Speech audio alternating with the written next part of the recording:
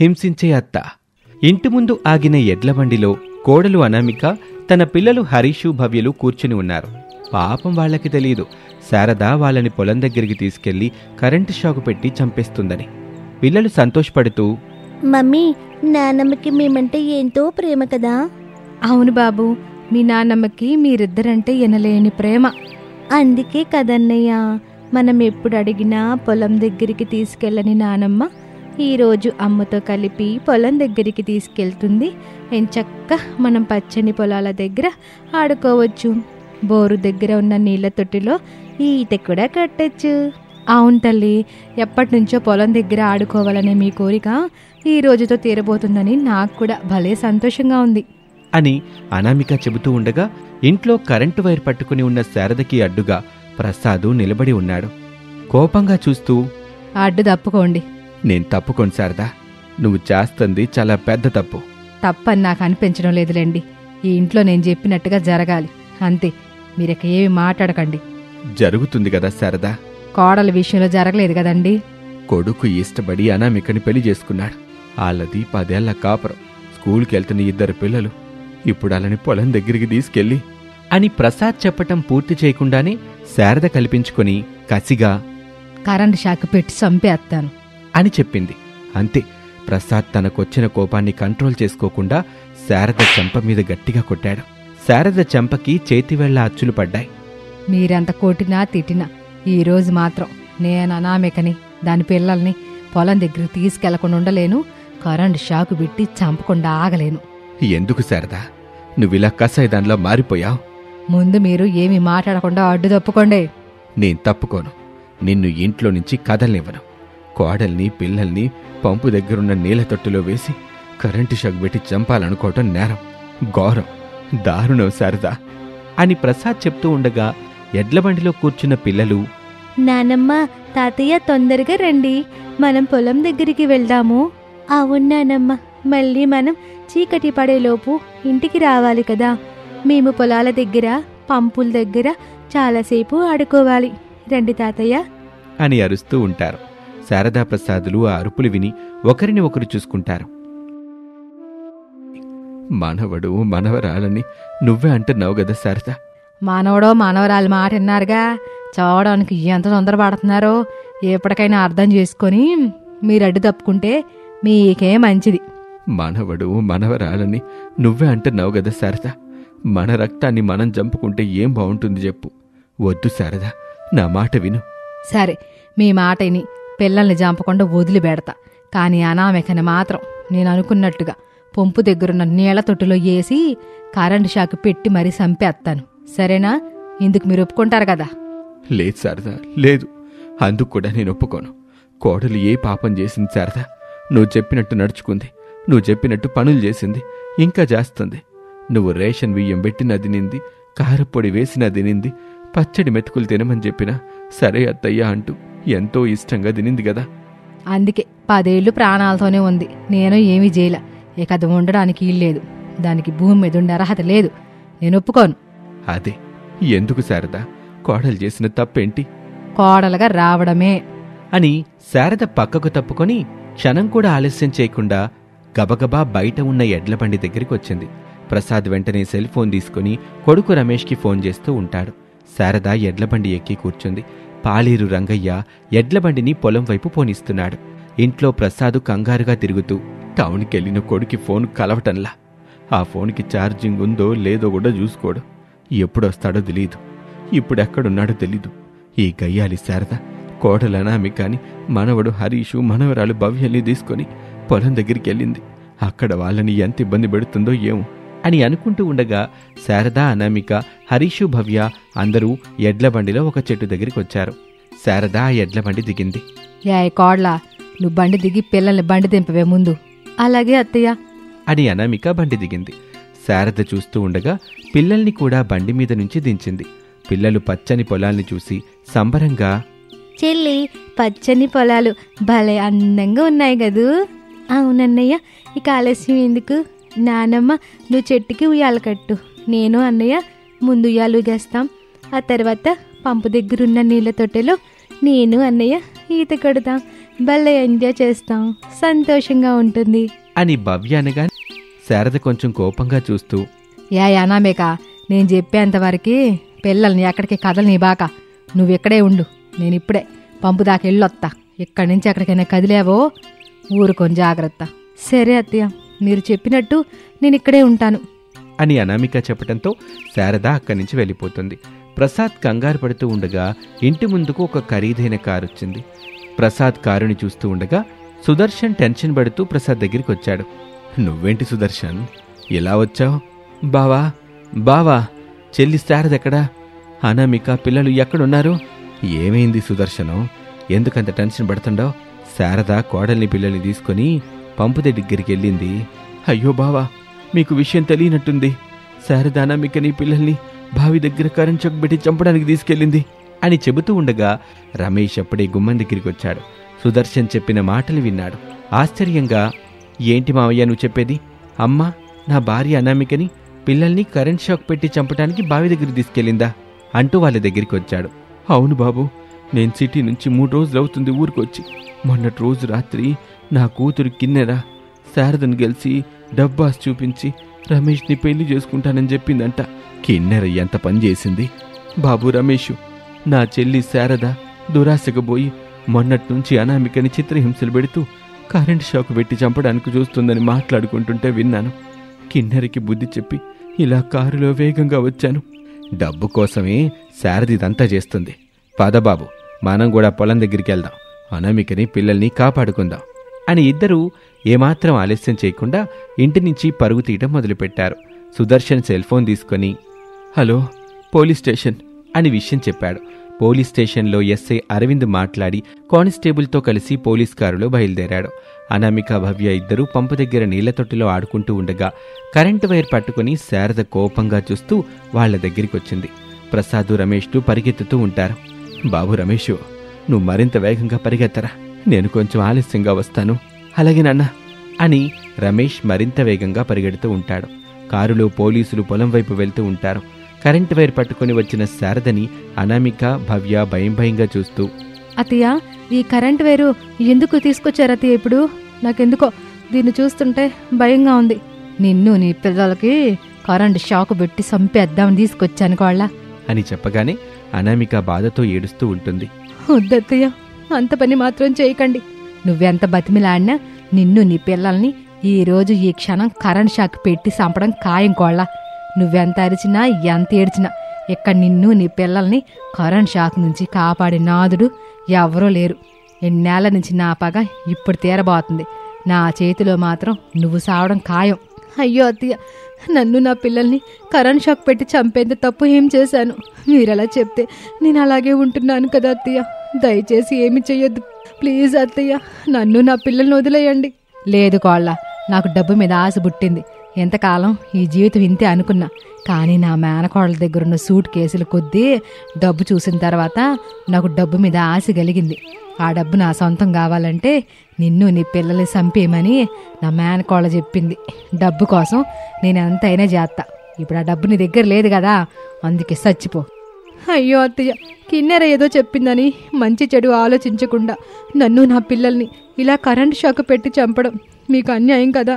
నాకు న్యాయంగానే ఉందలే, నువ్వు నీ పిల్లలు చచ్చిపోవాలి అంతే అని చెబుతూ ఉండగా శారద కరెంటు వైర్ని నీళ్లలో పెట్టాలని ప్రయత్నం చేస్తుంది. అప్పుడు భవ్య బ్రతిమిలాడుతూ, ఇందుకోసమేనా నానమ్మ మొదటిసారి మమ్మల్ని పొలం దగ్గరికి తీసుకొచ్చింది? వద్దు నానమ్మ, మమ్మల్ని చంపొద్దు నానమ్మ. కావాలంటే నేను, మా అమ్మ, మా అన్నయ్య ఎక్కడికైనా వెళ్ళిపోతాం. మమ్మల్ని వదిలిపెట్టు నానమ్మ అని వేడుకుంటూ ఉంటుంది. శారద రాక్షసిలా నవ్వుతూ ఉంటుంది. హరీష్ వెంటనే శారద కాళ్ళు పట్టుకొని, నానమ్మ, నీ కాళ్ళు పట్టుకొని వేడుకుంటున్నాను, మమ్మల్ని వదిలిపెట్టు. మేము ఎక్కడికైనా వెళ్ళిపోతాం. మేమెక్కడికి పోతున్న విషయం కూడా ఎవరికి చెప్పము నానమ్మ. మమ్మల్ని వదిలిపెట్టు నానమ్మ ప్లీజ్ అని బ్రతిమిలాడుతూ ఉంటాడు. అయినా శారదకి మాత్రం జాలి కలగలేదు.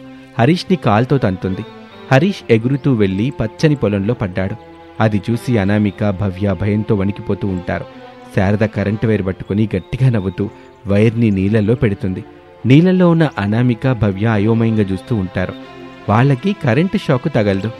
ఏంటే కోళ్ళ కరెంట్ షాక్ పెడితేట్టయ్యేమో ఇంక చూస్తున్నారు.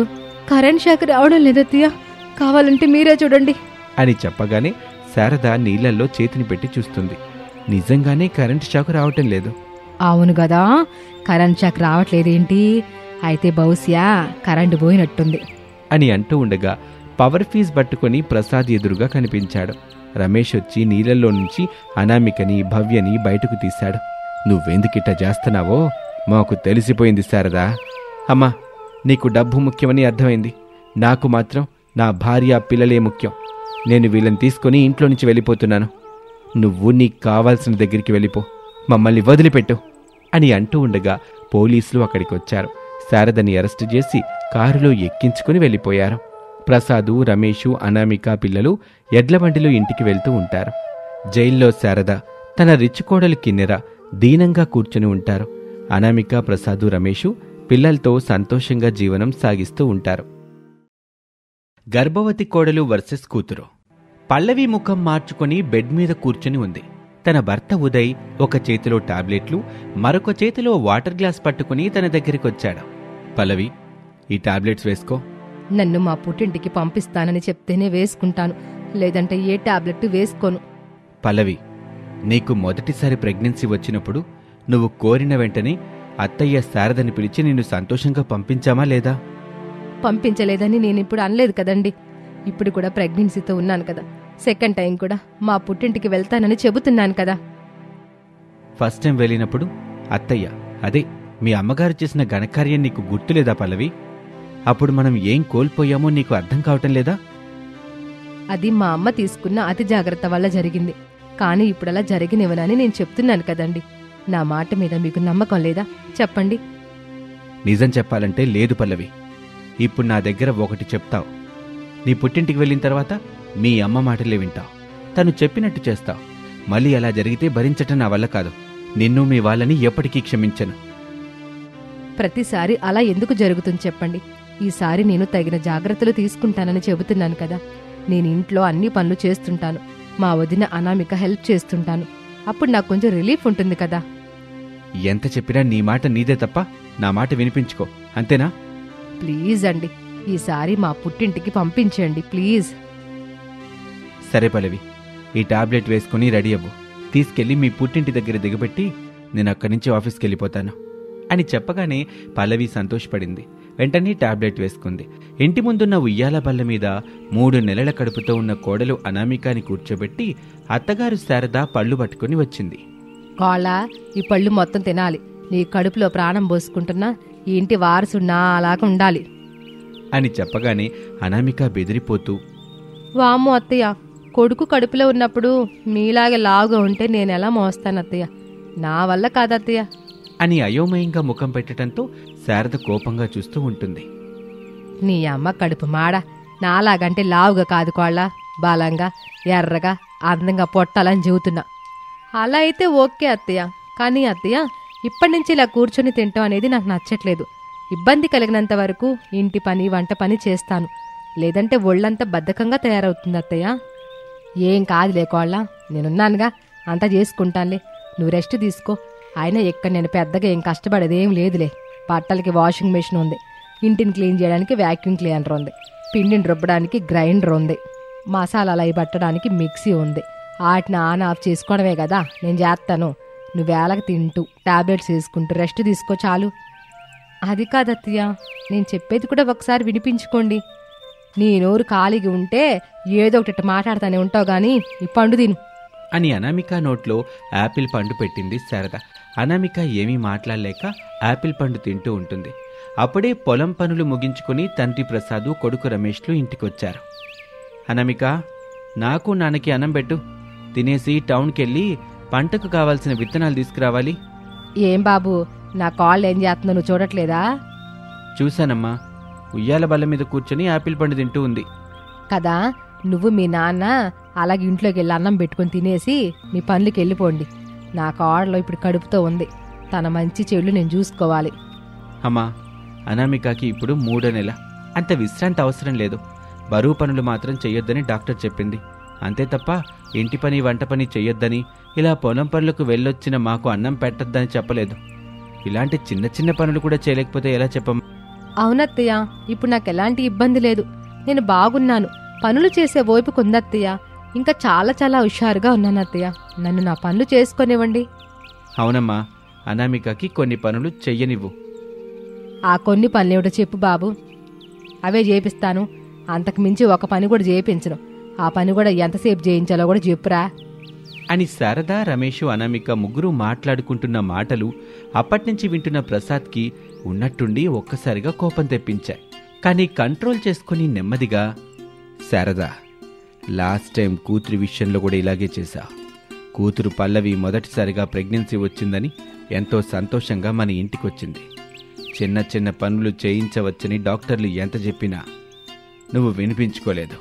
పైగా వాళ్ళకేమీ తెలియదని నువ్వు రెస్ట్ తీసుకోవాలని అదే పనిగా తినిపించావు, కూర్చోబెట్టావు, పడుకోబెట్టావు అని అనగానే శారద ముఖం చిన్నపోయింది.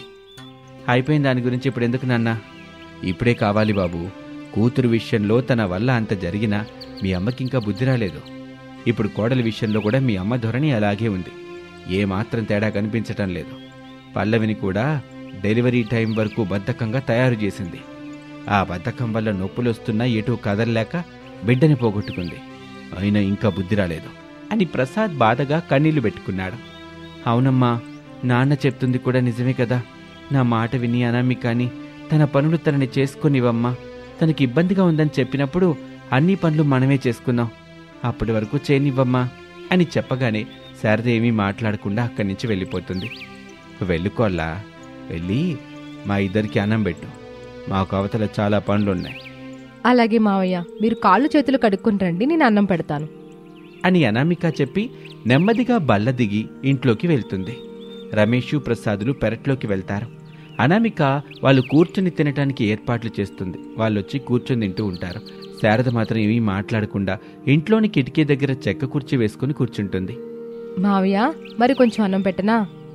వద్దుకో అల్లా, చాలు, బావుకి పెట్టు. ఏవండి, మీకు కొంచెం అన్నం పెట్టనా? నాకు కూడా చాలా అనామిక అని తినేసి ప్లేట్లని తీసుకుని నిలబడతారు. అయ్యో మావయ్య, ఏవండి, నేను ప్లేట్స్ తీసుకెళ్తాను గాని వాటిని అలాగే పెట్టేయండి. వదిలే అనామిక, మరీ అంతగా అన్నిసార్లు వంగి లేవటం అనేది కూడా చేయకు. అవునమ్మా కోళ్ళ అని వాళ్ళు వెళ్ళిపోతారు. ఇంతలో ఇంటి ముందు ఆటో వచ్చి ఆగుతుంది. శారద బయటకొచ్చింది. కూతురు పల్లవి ఆటో దిగి తల్లిని సంతోషంగా చూసుకుంది. వెంటనే శారద దగ్గరికి వచ్చింది. అల్లుడు ఉదయ్ ఆటో దిగి డబ్బులిస్తాడు. ఆటో వాడు వెళ్ళిపోగానే అందరూ కలిసి ఇంట్లో ఉంటారు. ప్రసాదు, రమేషు, అనామిక అందరూ అభిమానంగా పల్లవిని, ఉదయ్ని పలకరిస్తారు. పల్లవి చెప్పింది విని అందరూ సంతోషపడతారు. మావయ్య, లాస్ట్ టైంలా కాకుండా చూడండి. అల్లుడు గారు, అక్కడికే తీసుకెళ్ళండి. చూడాలనుకుంటే మేమే వస్తాంగా. మావయ్య, నేనెంత చెప్పినా పల్లవి వెంటలేదు. మందులు వేసుకునని మారం చేస్తుంది. అందుకే తీసుకొచ్చాను. అల్లుడు గారు, నన్ను నమ్మండి. ఈసారి అట్ట కాదు, నేను చూసుకుంటాను అని నచ్చజెప్పి ఉదయ్ని పంపిస్తుంది. రమేషు, ప్రసాదులు విత్తనాల కోసం వెళ్ళిపోతారు. కూతురు పల్లవిని చూడగానే శారదలోని కన్నపేగు మమకారం బయటకొచ్చింది. ఉయ్యాల బల్ల మీద పల్లవిని కూర్చోబెట్టి అన్నం, పళ్ళు తినిపిస్తూ ఉంటుంది. కోడలు అనామిక మీద అత్తయ్య సాధింపులు మొదలుపెట్టింది. అనామిక, నీ ఆడపడుచు పల్లవిని చాలా బట్టలున్నాయి, వాటిని ఉతుకు. అలాగే అత్తయ్య, అన్నిటినీ వాషింగ్ మెషిన్లో వేస్తాను. పల్లవి, నీ బట్టలో ఏమైనా కలర్స్ పోయి ఉన్నాయా? ఏం లేవనామిక అని పిలవగానే అనామికకి కొంచెం బాధేసింది. అదేంటి పల్లవి, ఎప్పుడు వదిన అని పిలిచేదానివి, ఇప్పుడు మాత్రం పేరు పెట్టి పిలుస్తున్నావు, ఎందుకలా? ఇప్పుడు ఏవైందే? వెళ్ళి పని చేసుకో, వెళ్ళు. అది కాదత్తయ్య, ఆకలిగా ఉంది, అన్నం తిని చేసుకుంటాను. ఇంతకు ముందేగా తిన్నావు. ఇది మనిషా కడుపా? దెయ్యం కడుప ఏంటి? బట్టలు పిండేసి ఇంటి పని, వంట పని అన్ని పనులు చేసిన తర్వాత తిను. ముందు బట్టలు వాష్ చేయడం మొదలెట్టు. సరే అత్తయ్య. అమ్మా, నా చీరలు వాషింగ్ మెషిన్లో వేస్తే సరిగ్గా వాష్ అవడం లేదు, అందుకని చేతితో వాష్ చేయించు. అనామిక, అమ్మాయి చెప్పింది విన్నావుగా? అమ్మాయి చీరలన్నీ వాషింగ్ మెషిన్లో వేయకుండా చేతులతో పిండు, వెళ్ళు. అలాగే అత్తయ్య, ఇప్పుడే వెళ్ళి పల్లవి చీరలు పిండుతాను. చేతులతో? అదే అత్తయ్య, చేతులతోనే పిండుతాను. పిండుతూ ఉండు, నేనొచ్చి చూస్తాను. సరే అత్తయ్య అని అనామిక అక్కడి నుంచి ఇంట్లోకి వెళ్ళింది, బాధగా కన్నీళ్లు పెట్టుకుంటూ. బహుశా కన్నప్రేమంటిదేనేమో. కూతురు రాగానే అమ్మలా నాతో ఉన్న అత్తయ్య ఇప్పుడు అత్తయ్యలా మారిపోయి సాధింపు మొదలుపెట్టింది. పల్లవి కడుపుతో ఉంది, నేను కడుపుతో ఉన్నాను. నాకు ఆకలిగా ఉందని చెప్పినా వినకుండా పని చేయమంటుంది. ఏమిటో ఈ లోకం తీరు. అని బాధపడుతూ ఉండగా శారద వచ్చింది. అనామికాని తీసుకెళ్లి దగ్గరుండి బట్టలు పిండిస్తూ ఉంటుంది. ఇంటి పనులు, వంట పనులతో పాటు బయట పనులు కూడా చేయిస్తూ అనామికాని బాధ పెడుతూ ఉంటుంది. కూతురు పల్లవిని మాత్రం ప్రేమగా చూసుకుంటుంది. కొన్నాళ్ళకి అనామికకి నార్మల్ డెలివరీ అయ్యింది. పల్లవికి అబార్షన్ అయ్యింది. అందుకు కారణం శారద అని తెలిసి అందరూ మళ్లీ తిడతారు. మంచి మనసున్న ఉదయ్ మళ్లీ పల్లవిని తీసుకుని కాపురానికి వెళ్ళిపోతాడు. ఇది వాళ్ళటి కథ. మరొక ఆసక్తికర కథలో మళ్ళీ కలుద్దాం. నమస్తే.